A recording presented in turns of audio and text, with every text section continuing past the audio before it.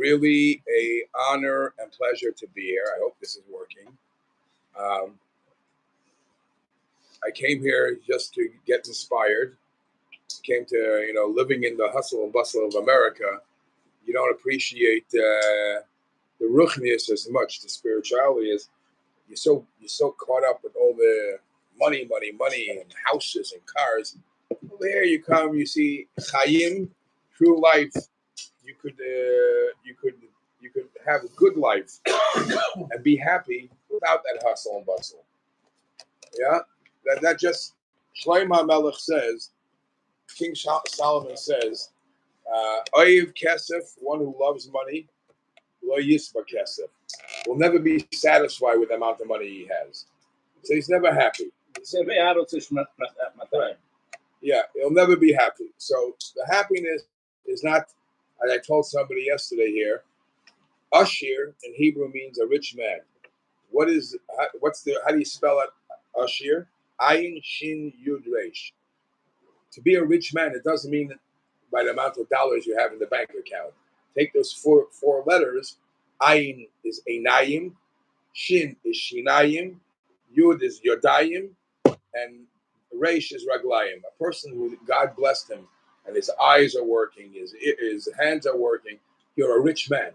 And we're living through a war. You see Rahman al-Athan, how the soldiers are coming back. Some of them, Rahman al-Athan, coming back wounded. We hope and pray for them. Everything is. We should thank God for what we have. Okay, so the highlight of this week's parsha is Matan Torah. Is Hashem giving us the Torah? There is a beautiful talk from the Rebbe, where the Rebbe speaks about people make a mistake. People think that the luchos, the tablets, were given to us by Matan Torah. That's not true. The second set. When we came and when we stood near Har Sinai, that happened on Shavuot. And at that point, it wasn't given to us in tablets. We heard it. We heard the first two from Hashem himself. And then after he gave it to us and we heard it and we were all there and all that, Hashem says to Moshe, come up, I want to give it to you carved out in stone. So he came up first, he came down, then he saw the party, the huplap of the golden calf. He broke the luchos.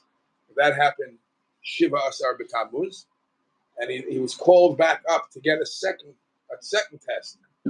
Rosh Chodesh Elul, and 40 days later, Yom Kippur, he came down with the final set of luchos. So that's why it actually says that the difference between the first and the second set of luchos, the first was given with excitement and rush. The second one came down, hush, hush.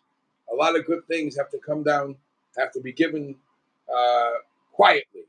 No, correct. And for example, even money, Chazal, our sages tell us that ein habracha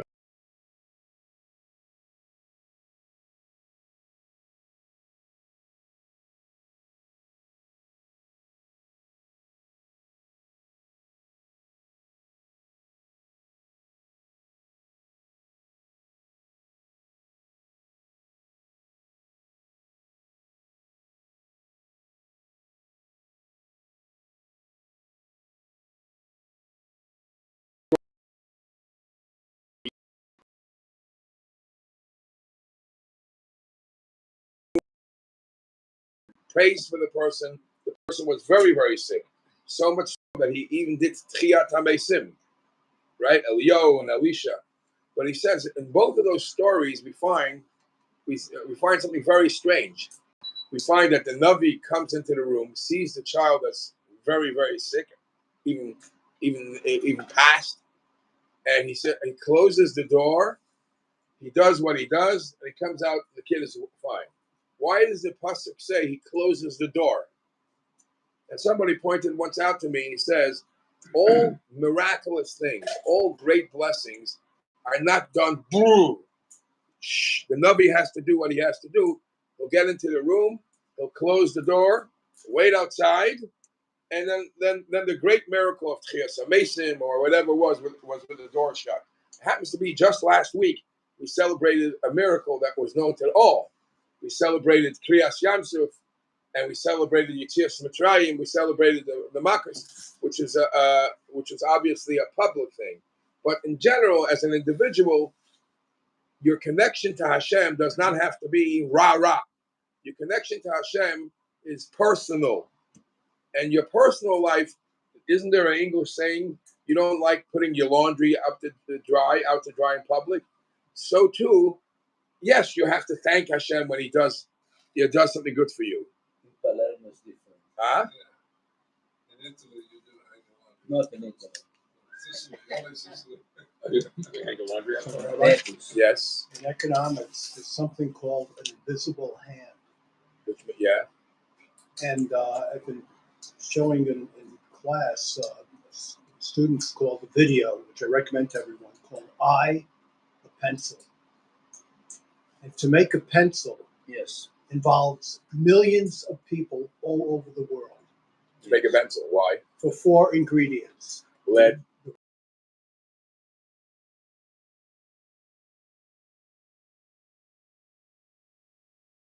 The lead has to come from, I don't even know where, the wood to make it, putting it together. Millions of people not knowing each other, not caring about each other, make only a pencil, let alone more complicated things. And it's called an invisible hand. Beautiful. So I will tell you a halacha. And some of you look like Sephardim, right? Halila v'chas. You know when you make the bracha on the bread. So the Sephardim are more elaborate how they do it. They make a, and then they rip the bread, right? There's different customs, right? Lift it up, okay. But in Shulchan Aruch it says that when you make the bracha on the bread, it's preferable to put your 10 fingers on the bread. 10 melochas, which are 11. So what's the reason for that? Sometimes we don't pay attention. Sometimes you think that the bread, what is it, a bread, a challah, a roll, what is it? Chick-chack. You should know that for it to get from where it started to become a challah, a roll on your table, there were 10 mitzvahs that went through. 10 mitzvahs, and that's a minimum. 10 mitzvahs from how they plowed the ground, how they left in the field. Nearly hot. Oh, no, So just a simple roll, just a slice of bread. You think it's simple flour and water. 10 mitzvahs was supposed to be done to it until it got to you. And it's symbolic by putting your hands over the bread. I once read there's a Kaf HaChaim, who's also a Sephardi posek. He says, well, we all get haircuts once in a while, right? When you sit down and you get a haircut, you think it's just a mundane thing. Just a regular haircut. If you do it the right way, the Torah way, you could fulfill 15 mitzvahs on a haircut. If you're doing it l'kavod Shabbat, if you're making sure they don't cut off your payot, and do what's right for your beard, all these things, it's just a simple haircut. Follow the Torah way, it's a mitzvah. And not 15. So I'm saying, you're giving an example, but you don't know how many people went into a pencil. How many? My barber Yes. is Sephardi, Ben Torah. Yeah. But he doesn't seem, and he knows a lot, but he doesn't seem to know all these things. Show him in Kaf HaChaim, in Hilchos Shabbos. Kaf HaChaim. Kaf HaChaim. Okay. Last time I was at my barber, I said, my wife likes my hair a certain way. Yeah. He said, what Hashem said to Abraham. Kol Hashem. Yeah, Right. Okay, let's get to the point. This was all in the introduction to what I wanted to say. This week's parsha is Matan Torah. We're getting the Torah. What changed in our life before we got the Torah, and then after we get the Torah? We became the Jewish people, even according to some opinions. Avraham Avinu.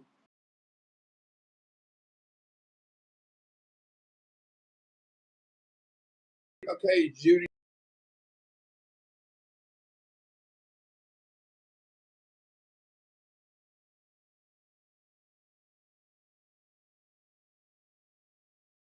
when the Torah was given to us, we became people because of the Torah. There is a talk from the Rebbe where the Rebbe says that the Jewish nation is completely different than any other nation. How did the Americans become Americans? They conquer land, then they make laws. Every country, you conquer the land, then you sit down to discuss how you want to govern your land or how you want to govern your people. Yiddishkeit, we got instructions, we got laws, and the laws makes us who we are. It's not, okay, we have land and let's decide what the laws are. The laws make us who we are.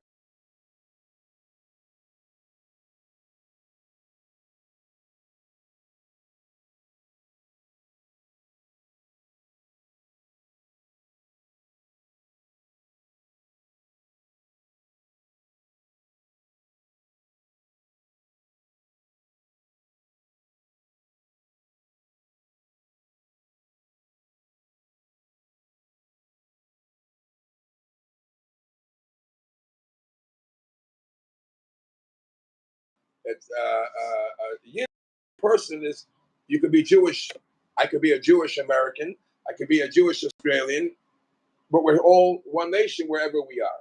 Wherever we are. I think the Constitution made us a nation. But they conquered the land first, and then they decided We how. weren't a nation then. We were fighting. We had civil wars. Yeah, but then they decided they decided what laws to apply. Our laws came first. That's what the Rebbe said. Okay.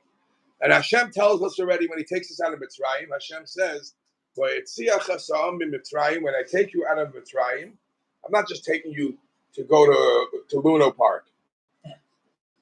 There's a reason I took you out of Mitzrayim. I took you out of Mitzrayim,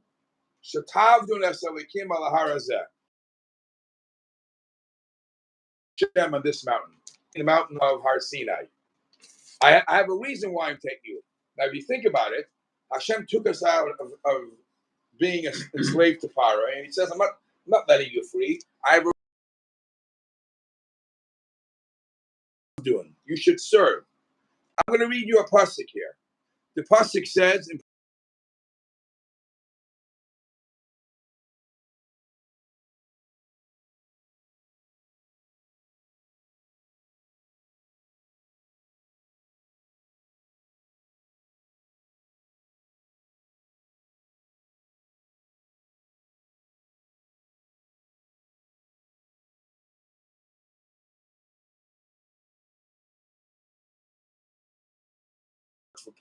and I know it was bitter work. But I'm switching that from being a slave to Pharaoh. Hashem calls us his slave. Avodayim. So there is some level of slavery that Hashem expects from us towards him. He's just shifting it from being Eved, God forbid, to Pharaoh, which is restrictions and limitations and suffering.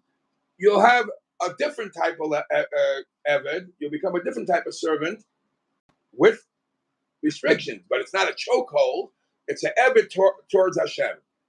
And the Chazal tell us that Hashem gave us the Torah. He says, "Avdus ani noisim lachem." I'm giving you a job. You're not running around free for all. What I have a purpose, and you are a slave. We say in davening, Ki eved ne'emon karasaloi. You say this in Shabbos, that Moshe Rabbeinu is called my eved ne'emon, my trusted slave, servant. So there is avdus. Zichru Toras Moshe Avdi. There's a pasuk in Malachi.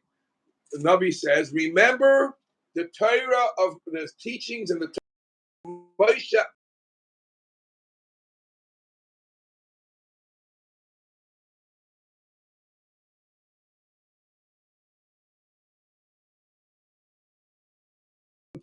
We're not under the jurisdiction, not being persecuted the way the Jews were in Mitzrayim, but there's still a level of slavery Hashem demands and expects from every Jew once he gave us the Torah.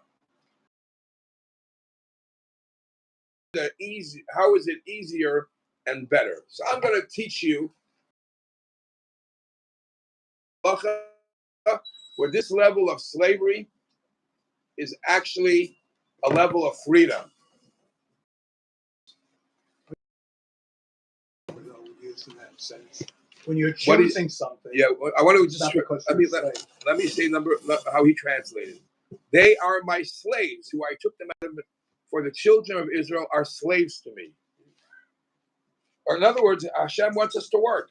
Hashem gave us rules. But to choose to do it, you're not doing it because you're a slave. Okay, You're doing it from choice. okay, but you really have to get it done. So let me tell you an interesting halacha. These are some of the halachas that I teach for my students, and I figured I'm here, might as well share with you.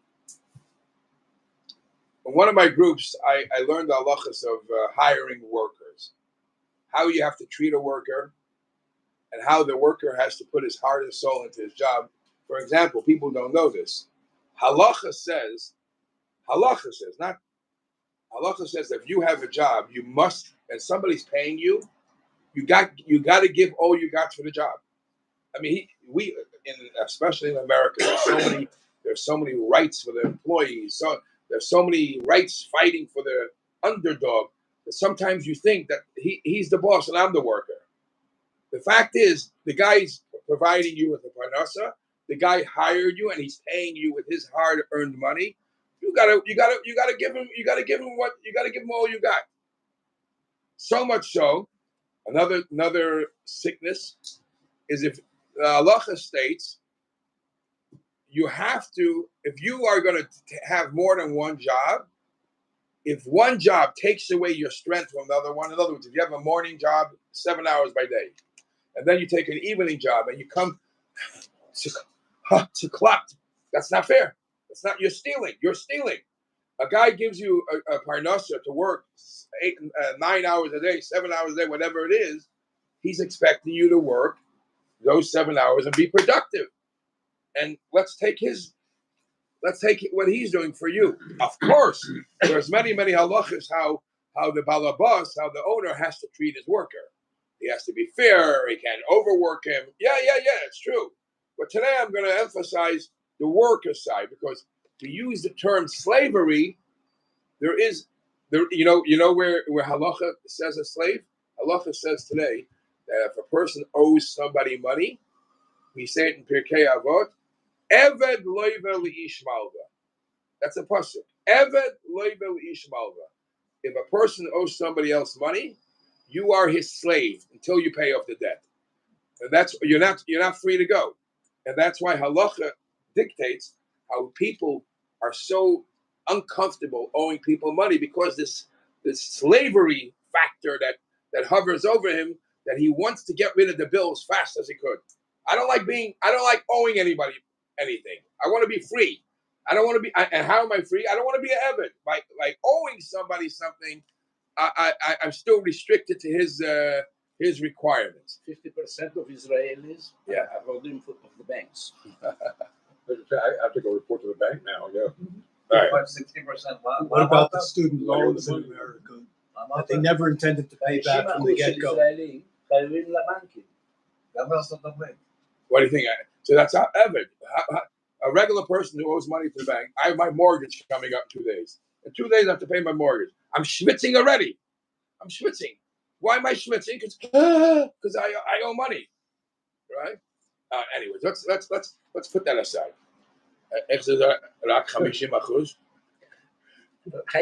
רציתי להיות טוב. All right. So I'm getting to this because remember we have the term slavery. All right. So the Shulchan Aruch talks about the relationship between a boss and a worker. The boss has to be fair, and the worker must give all he got because he's paying him.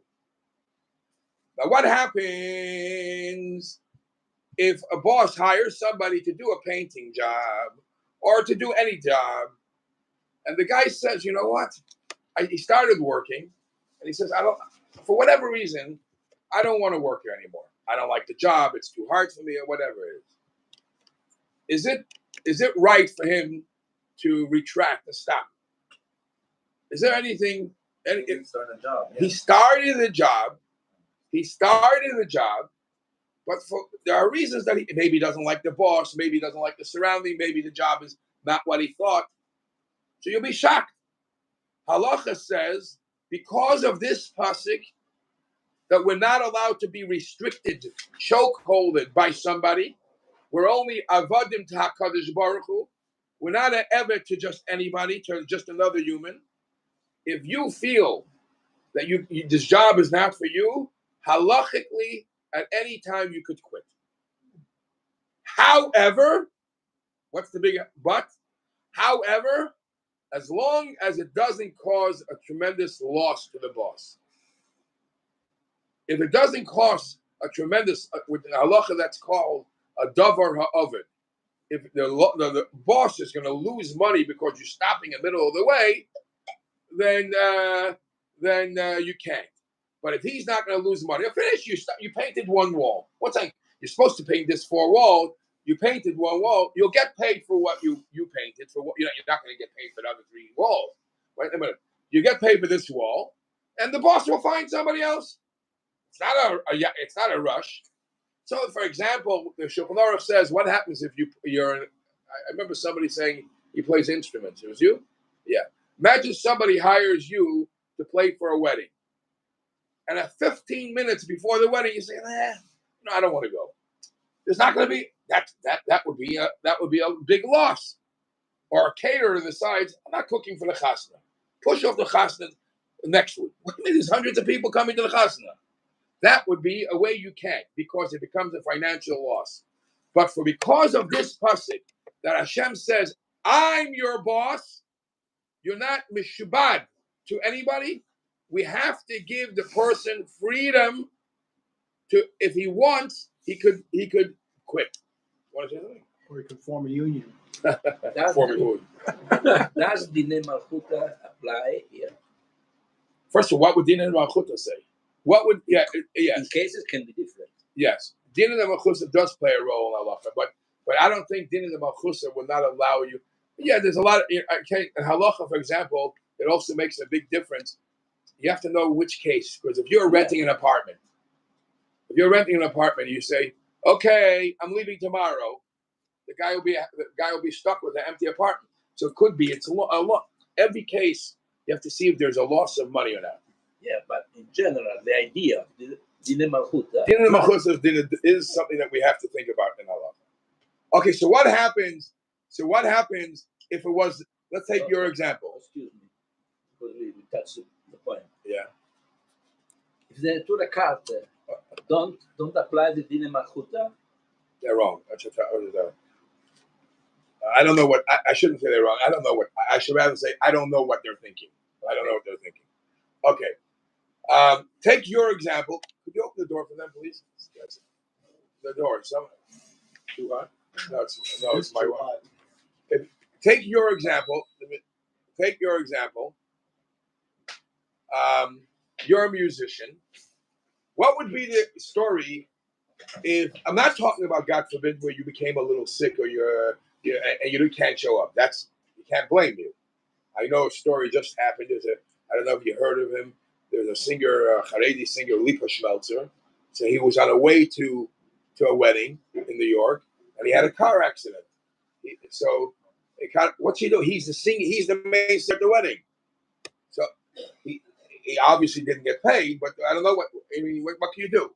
Well, in a case where an hour before in that case, you sing the blues. Yeah, an hour before the wedding, you decide, you know what? I'd rather stay home. So how, if it's my son's wedding, what am I going to do? So I have two. The Shulchan Aruch gives you 2 options what I can do. Either I just find whatever band, whatever they charge, and take it away from his money, or charge him for it, or I call him up with your first name. Chanoich. I say, Chanoich, what did we make up? $5,000? I'm giving you 10. He hears $10,000. He suddenly comes running. Better. And then when it comes to paying him, I don't give him 10.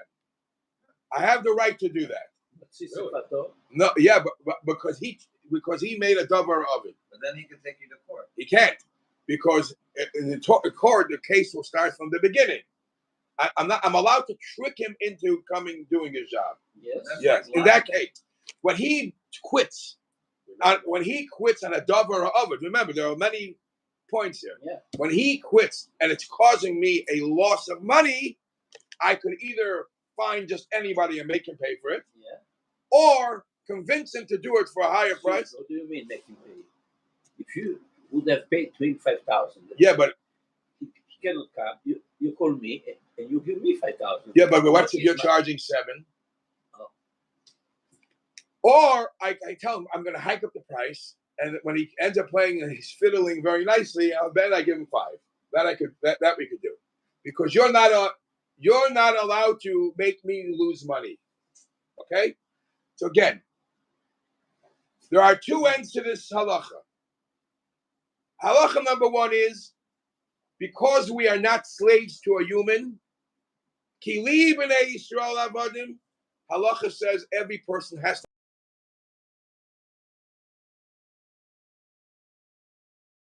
person. From the other hand, you can't hurt me. So if you're going to quit and cost me money, I'll open up my tricks to get you to do this. All right. So now I gave you the example of a musician. What about some of you are teachers? Who's a teacher? You're teaching. Wow, you're on display for every case. How about a teacher? What happens? I'm not talking about the principal firing the teacher if he's allowed to. I'm talking about if a teacher says, this is a base mishigoyim, I'm quitting. Or I'm too old for this. Ever comes to you? I'm too old for this? Kids. I'm not interested. What are your students, older or younger? I have middle school and high school. This is crazy. I had enough. Could you quit in the middle of the year? Yes. So how many things go into your mind to discuss whether yes or no? If this teacher is considered a worker, so we just said, li b'nei Yisrael avadim. So just like a painter could quit at any time, the teacher could quit at any time. But maybe a teacher has a different gather, has a different halacha. And because he has a different halacha, maybe he's not allowed to quit. Or forget about being a different halacha, maybe for a different reason he can't quit. Because it's a davar ha'avid. What happens if he doesn't show up one day? He says, enough is enough. It's nothing like the painter who decides, I did this wall, other wall, somebody else. Okay, you'll find somebody else. Every day he doesn't show up to school, it's a zoo. It's a gan chayot. So what does that mean? It's a davar ha'avud. Every moment that you live children or people who want to study and you don't give them their sustenance, their knowledge, it's a davar ha'avud. And just like the musician can't cancel, a teacher shouldn't be able to cancel. A musician can't cancel because the wedding is going on. He has to be there. So the teacher can't cancel. The 1 or 2 classes you don't show up, it's going to be Shugoyim. No? What, man? Now I was thinking that to be an eved, Yeah. or to do a work, you can't compare the things. They're different. What do you mean? Eved means I belong to you. Yeah. A worker doesn't belong to somebody. He's Mishubad. Because he's giving you your money, just like Eved Loiva Li Ishmalva, you owe him yourself. You owe him your time. You might not be physically his. Eved, but you owe him your time. You owe him your work. You owe him your labor. I think that at the end, everything depends on the contract. Because there is also a contract on the things. It's not just. Okay. All right. So here's where are we up to this conversation. A worker should have the rights to quit unless it costs a loss of money. That's a standard worker. How about a teacher? Because the teacher has two sides. From one hand, is he considered a worker or is he considered something else? From the other hand, if he doesn't show up at work, it's definitely going to be a loss of something. That day, it's going to be a loss of production in Yiddish knowledge. Every moment counts. Now, let's see how the Torah calls. What's the title the Torah calls teachers? So in Daniel it says umatzdikim harabim kechaychavim la'olam void. Those who do sitkas harabim, those and Chazal tell us it's referring to teachers. The teachers are doing God's work. They're like shining stars, and there's a lot of pirushim. What's so special about a teacher that the Daniel says they're like kechavim, like stars. All right, put that aside. How does that twist our conversation? The whole reason you're allowed to quit because Hashem doesn't want you to be restricted or enslaved to a human. When you're doing a mitzvah, when your job is a mitzvah job and a great mitzvah job, kechavim, you're from the Superman, then maybe you're anyways meshubed to Hashem. And if you're doing a job like that, we're not taking you away, giving you freedom to be able to quit, because the reason why you should be able to quit is you should be able to be Hashem's slave. You are a Hashem's slave. You're doing Hashem's work. Even if you teach mathematics or No, talk about very good. Talk about very good. It doesn't add up. Oh, wait. Yeah. But I will tell you, there's some part to you also, because some good part to your question, because there is some. We're going to get to that. In teaching, there's two parts to teaching. There is the teaching of the knowledge and the teaching of the menschlichkeit. The teaching, and they're both important. Obviously, the Torah part is the kedusha part, is where you're showing your eved Lashem. But is there also an eved Lashem when you are just treating them or teaching them how to be a mensch, or teaching them worldly knowledge, which is important? You can be a crew mathematic teacher. Not you. Yeah. Not him. Not him. So let's address this question by shifting to another halacha. In Siman Shin Lamed Gimel Seif Beis in Choshen Mishpat, the Ramah says that a teacher who, they sign a contract. So usually you sign a yearly contract, or if somebody could sign more than they want to make sure that they have a long-term job. So they make a long-term teacher contract. There is a halacha. It's a machlokas. Is it 3 years or 5 years? Never sign a lifetime contract. You're not allowed to sign. And the question is more than 5. Huh? Insurance? No, contract. Insurance contract. Isn't a mortgage a contract one? No, that's a working contract. A life insurance contract. What is a life insurance? That's financial. That's paying bills. You should say the same thing for a mortgage. I'm saying a contract to work for somebody more than 5 years. Halacha says that's a problem. Why not 6? It said the 5 years is the cutoff time. So signing up for the army for 6 years is already. The army is a 6-year contract. Some people can sign up for 6 years. They get education with. Does it start? Does it you re-sign every year? I don't know. But listen, why? Because you have to be able to have that freedom. Mm-hmm. And when you sign a contract for a long term, you're losing out on the freedom of being Ebed Hashem. Halacha. I'm not making that up. So the same applies by a Malamed. A Malamed also, in other words, halacha compares a Malamed, a teacher of Torah, the same halachas of a worker. I'm trying to see if we can match all the halachas. Yeah. I hear that if you're a rabbi in a shul and you get a contract, yeah, usually the rule is לא אלום בועד. Unless he wants to get rid of it, and he can get rid of it. Which is, I don't know what it is. I don't know if it's as long as it's not mishubad. Now there's a difference between me being mishubad to them, yes. or them being, or the organization have to pay me. The chisaron is on the eved. So you can't take the job of a rabbi for more than 5 years. Because I can't sign. You should not sign a long-term contract. Being a rabbi. That's what they say. That's what But I I heard Yeah. that the rabbi was a rabbi.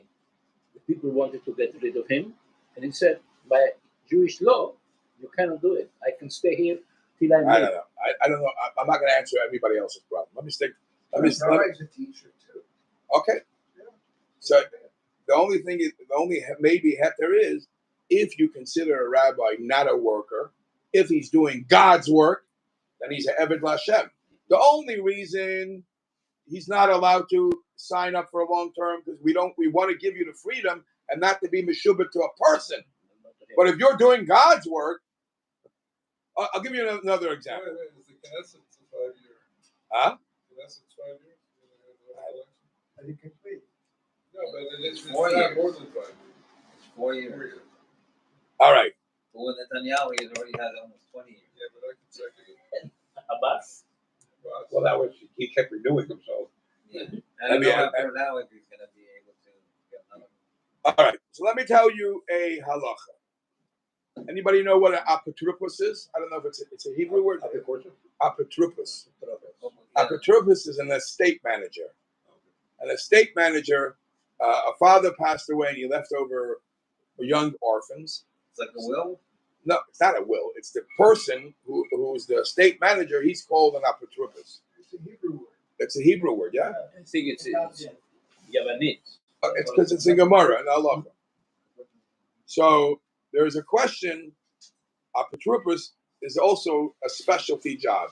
We give him a lot of honor because he's taking care of the state of young children. We give him a lot of trust. You have to be a trustworthy person because he could scam away things, So there's a strong level of trust that is given to this apotropos. Now he actually gets paid. Huh? Executive force. Okay.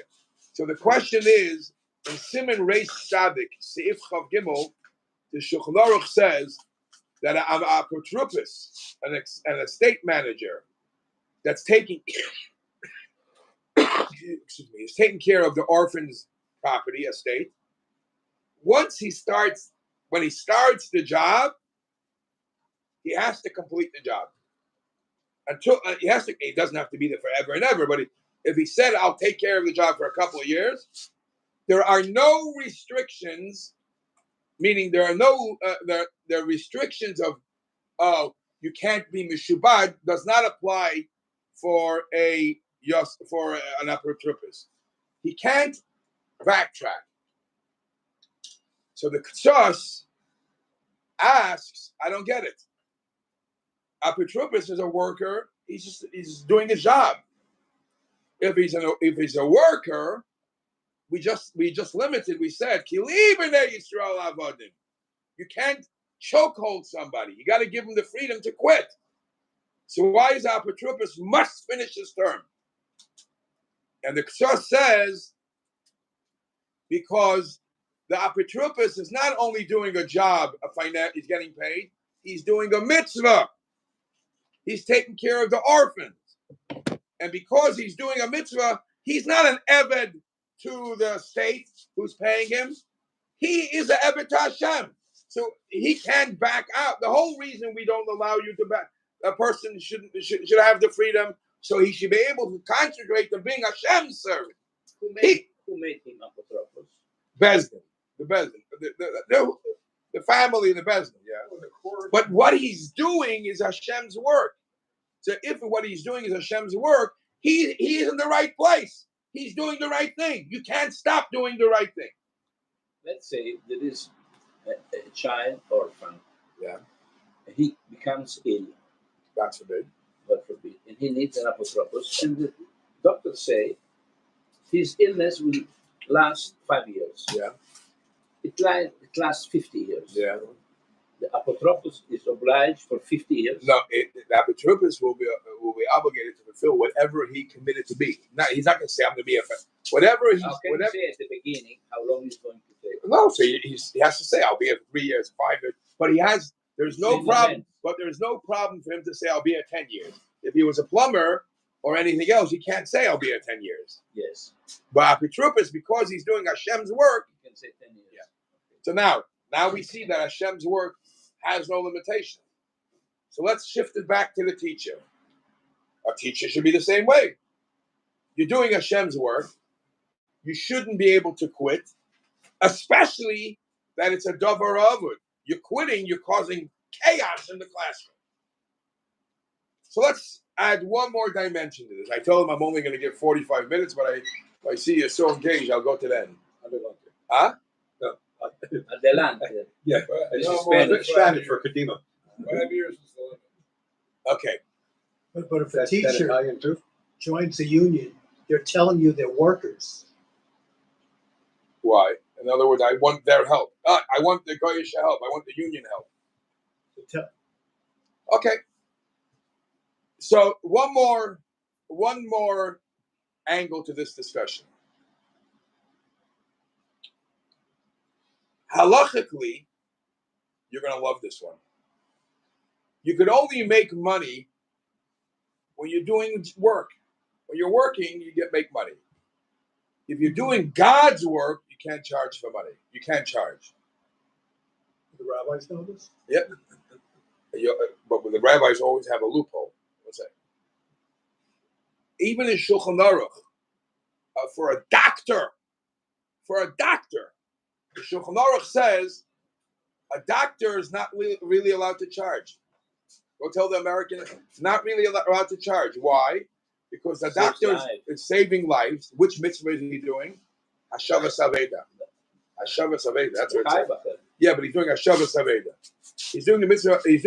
You're not allowed to charge money. So how is every doctor in America or around the world charging money? They're not allowed to charge for the time. They're charging for the studying the 7 years they went to, or for the fact they could have worked elsewhere and made some money, and they took away from that time of doing work, and they're here. So you got to pay them for the bittul azman, either the bittul azman that I could have been doing something else, or to make up for my 7 years that I studied to become a doctor. But they can't charge for the actual thing that they're doing, and this applies to every mitzvah. So there's a question: how could a teacher charge money? How could? A teacher, he's teaching Torah. Torah is a mitzvah. You're not allowed to charge money for a teacher. I teach the laws of dayanim, and the Shulchan Aruch discusses how you're allowed to pay a dayan. A dayan is doing God's work. And this week's parsha, v'shaftu b'choleis. It's a mitzvah to judge the people, to give a settled dispute. If that's a mitzvah, how could the dayanim charge? So there's a loophole. They're not charging. That's why a lot of dayanim have other jobs. And you want me to be the dayan? I'm a regular teacher. I do other things. You want me to be your dayan? You got to pay me. You got to pay me for. I'm losing out for not doing my regular job. Because just to charge for the mitzvah, you're not allowed to. So the question becomes: the Levim, they got Meiser. Yeah. What does the judge take? What does he live from? The Levim were cooling in the base of Mikdash. Correct. All right.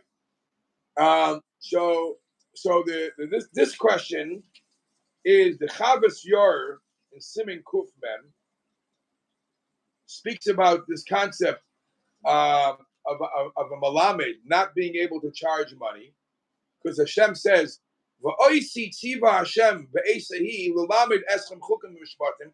Hashem commanded Moshe to teach the Yidden, and ma'ani b'chinam afata b'chinam. Just like I didn't get paid, nobody gets paid for teaching Torah.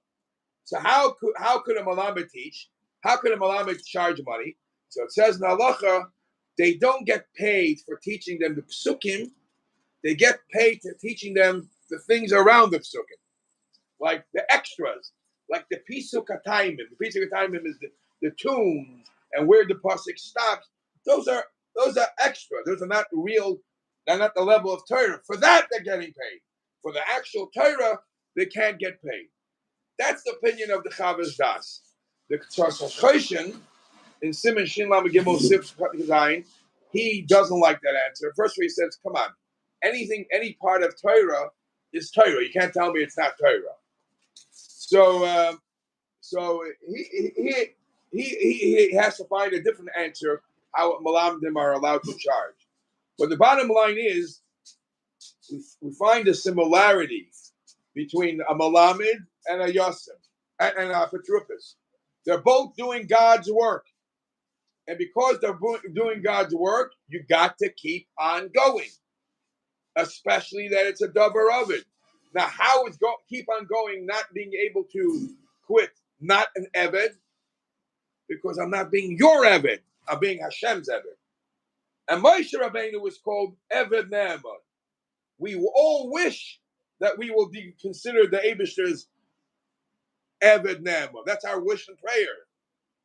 And if you are lucky enough that some of your work is done for Kodesh, then stick to it like glue, because the more you stick to it, the more you're connected to Hashem, and that's something that you shouldn't want to quit, and you're almost not allowed to quit. There's other parts to it where you see the connection to the collecting of money. You're collecting the money because it's some parts of it is not so holy. It depends. I figure I'm going to do a simple halacha